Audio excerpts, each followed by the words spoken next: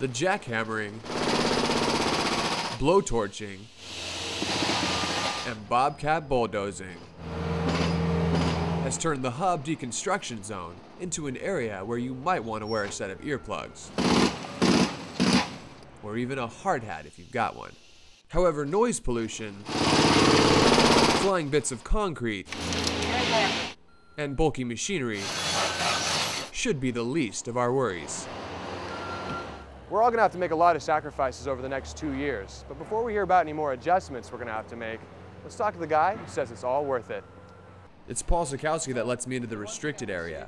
He explains how this is the largest capital project he's worked on in the last 26 years with UW. In Paul's portable office in the middle of the construction site, I learned what his team has set out to accomplish with an almost $83 million budget. Right now, we're demolishing, obviously.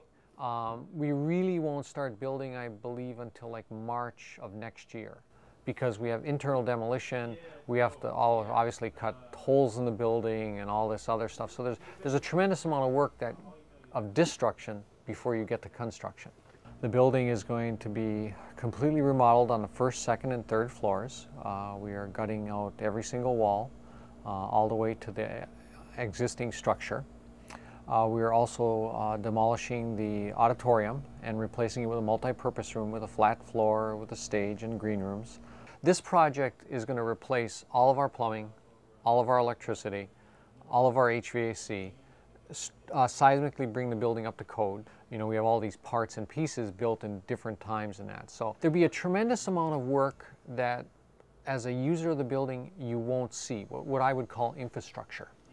But that infrastructure helps make the space more usable. Of course, improving infrastructure and removing dangerous asbestos are essential upgrades. But more importantly, Paul was part of a student-involved committee that came up with 4 overriding goals to help guide the development of the project into building a new and improved hub that everyone could call home. The 4 goals of the committee were to 1, make the hub a welcoming space, to 2, open the building, which daylight, to connect to the campus, and then also build community. And the build community part was one of that whole idea of taking the ASUW and various entities and putting them all down on the first floor in that center core. But the whole idea was to sort of connect all those things that were scattered throughout the building. And I know you're not going to be able to see this by my drawing on this paper, but what we're creating inside the hub is a hub, because you'll have that first floor street, you'll be able to go up those stairs to the second and third floor, and everything will surround that atria on those other floors. So it is going to be an impact. But the one thing I found on this campus in my 26 years here is students on this campus are very resilient and very, very resourceful. I mean, I'm not saying it's going to be easy, and I'm not saying there's not going to be some hardship, but I can honestly say, you know, we'll all survive. Before heading over to the Surge building on the west side of campus, I stopped by the Resource Center to ask how the hub renovation project is impacting students. It's been very positive for us. I don't know if you've ever been in a resource center, but we basically lived in a dungeon. So this is probably the max of people that can fit in here. So we have this bigger space, and we're actually at the front, and we're not at the super down basement. So it's given us a lot of traffic coming in, and a lot of groups start knowing that this is a resource center for them. So it's been very positive for us. Surprised by what I learned at the Resource Center, I head over to the Surge building to find out more.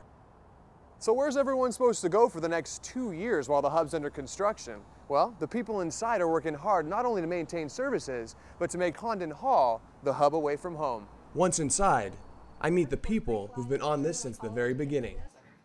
First up, Lincoln Johnson. He's been working on a new and improved hub for the last 5 years. Oh wow, this is really happening. Because it's a huge project. I mean, it's a 270,000 square foot building. It's the busiest building on the University of Washington campus. We do probably more programming, more meetings, and more interactions with students than most of the places on campus. I'm very proud of what we're doing. And for Leila Salmasi, having her office moved to another building has given her a unique opportunity. I keep calling my experience in Condon as kind of a laboratory. I get to experience and do different things, diverse things that I never really get a chance to do. Interact with the student population, faculty, staff, of this campus in different ways, kind of outside the box. Although excited by the hub's renovation, Sarah Torres gets right to the source of frustration. Dining is closed, services are moving, how long is this going to take, how are people going to fit in their daily lives, what they used to do at the hub. On the elevator ride down to the second floor, which Sarah says is the best place to start if you don't know where to go in the hub at Condon, I thought about the service most impacted by the renovation, and that's when it hit me. Thousands of seats and over a dozen food vendors were displaced when the hub closed. Dining services is going to have to start thinking outside the box. When we got word that the Husky Den was going to close, we thought, oh, it's perfect. We can roll out these food trucks on campus, take advantage of this trend that's taken the whole country by storm, and bring some really tasty, portable, affordable street foods to the campus. Seems to be what everyone wants. They need to be able to kind of walk and eat, and everyone's in a hurry. Everyone's a little broke right now, so we're hoping that this will make everyone happy. I liked having the hub as a little place to go, but this is nice to just have a convenient place on campus where everyone kind of meets up. The Husky Den served somewhere between 6,700 and 7,000 customers a day in a very short period of time, like between 10:30 and say 2 in the afternoon or something. And so the first thing we did is we looked at By George, which is really close by to the hub and also Red Square.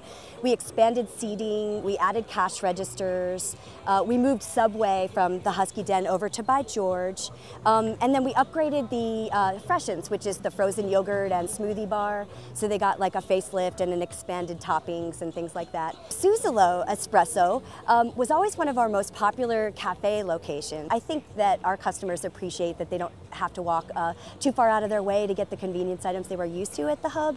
Really love to hear more, especially from the student community, what they'd like to see at the Husky Den when they reopen in 2012. From long lines at Subway to mobile food trucks in Red Square, UW services once found in the hub have now been scattered throughout campus or slashed altogether. So the question this fall is simple: how will the university adjust?